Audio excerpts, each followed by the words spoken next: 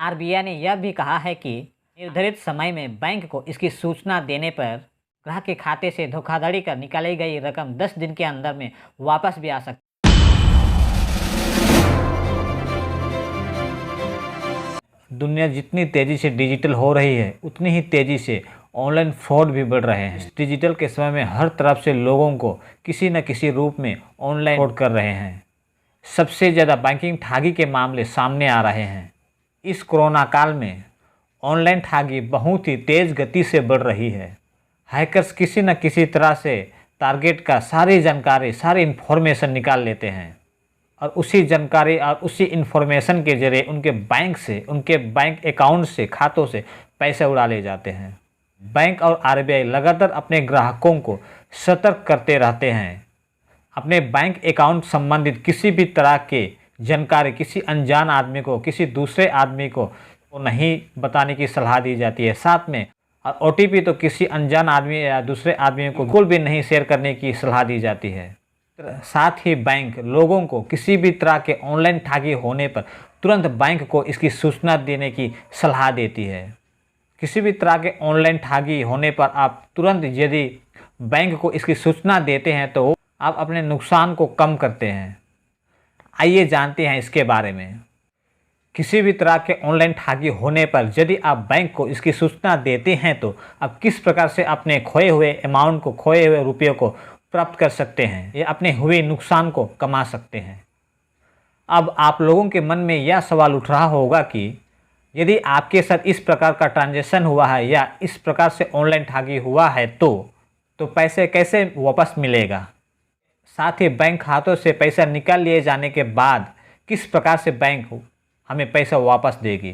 साथ ही बैंक खाते से पैसा निकल जाने पर शिकायत कर भी दी तो बैंक कहां से पैसा ला के देगी।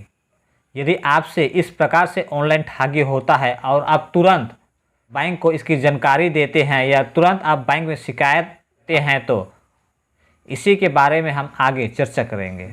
दरअसल बैंक की तरफ से ऐसे साइबर फ्रॉड के मद्देनज़र इंश्योरेंस पॉलिसी ली जाती है। यदि आपके साथ इस प्रकार से धोखाधड़ी होने के बाद तुरंत बैंक को इसकी सूचना देते हैं, शिकायत करते हैं तो बैंक आपके साथ हुई फ्रॉड की सारी जानकारी सीधे इंश्योरेंस कंपनी को बताएगी और वहां से इंश्योरेंस क्लेम के जरिए इंश्योरेंस कंपनी से पैसे लेकर आपकी नुकसान की भरपाई करेगी। इस प्रकार के साइबर फ्रॉड से बचने के लिए इंश्योरेंस कंपनियां भी लोगों को सीधे कवरेज दे रही है। लेकिन आपको ध्यान में रखना होगा कि जब आपसे इस प्रकार की फ्रॉड होती है, जब आपके साथ इस प्रकार की धोखेधड़ी फ्रॉड होती है तो तुरंत 72 घंटे के अंदर बैंक को इसकी सूचना दें। तो यदि आपसे इस प्रकार से कोई धोखाधड़ी होती है, आपके बैंक अकाउंट से ऑनलाइन ठगी होती है तो तुरंत 3 दिन के अंदर 72 घंटे के अंदर इसकी लिखित जानकारी बैंक को देनी होगी, तो आपको यह नुकसान नहीं उठाना पड़ेगा। आरबीआई ने यह भी कहा है कि निर्धारित समय में बैंक को इसकी सूचना देने पर ग्राहक के खाते से धोखाधड़ी कर निकाली गई रकम 10 दिन के अंदर में वापस भी आ सकती है। आरबीआई ने यह भी कहा है कि यदि आपके साथ इस प्रकार की ऑनलाइन धोखाधड़ी हुई है और आप 72 घंटे के बाद या 7 दिन के अंदर इसकी लिखित सूचना देते हैं तो आपको 25,000 तक का नुकसान खुद उठाना पड़ सकता है। आप आगे देखेंगे कि किस प्रकार के अकाउंट से आपको कितना नुकसान उठाना पड़ सकता है और कितना आप बचा सकते हैं। यदि आपका अकाउंट बेसिक सेविंग्स अकाउंट है या जीरो बैलेंस वाला अकाउंट है तो आपकी लायबिलिटी 5,000 रुपये तक की होगी। यानी आपके अकाउंट से 10,000 रुपया की ऑनलाइन धोखाधड़ी हुई है तो बैंक से आपको 5,000 रुपया मिलेगा। बाकी 5,000 रुपये आपको खुद उठाना पड़ेगा। और इसी प्रकार यदि आपका सेविंग्स अकाउंट है और आपके साथ इस प्रकार की धोखाधड़ी हुई है तो आपकी अकाउंट्स की लायबिलिटी 10,000 रुपये तक की होगी। यानी आपके अकाउंट से 20,000 रुपये तक की धोखाधड़ी हुई है तो बैंक से आपको 10,000 रुपये तक मिलेगी। बाकी 10,000 रुपये आपको खुद उठाना पड़ेगा। इसी प्रकार अगर आपका करेंट अकाउंट या 5 लाख रुपये से अधिक लिमिट का क्रेडिट कार्ड हो तो ऐसे मामलों में आपकी लायबिलिटी 25,000 रुपये तक की रहेगी। यानी अगर आपके अकाउंट से 50,000 रुपये तक का ऑनलाइन धोखाधड़ी हुई है तो बैंक आपको 25,000 रुपया देगी। बाकी 25,000 रुपये तक का नुकसान खुद आपको उठाना पड़ेगा।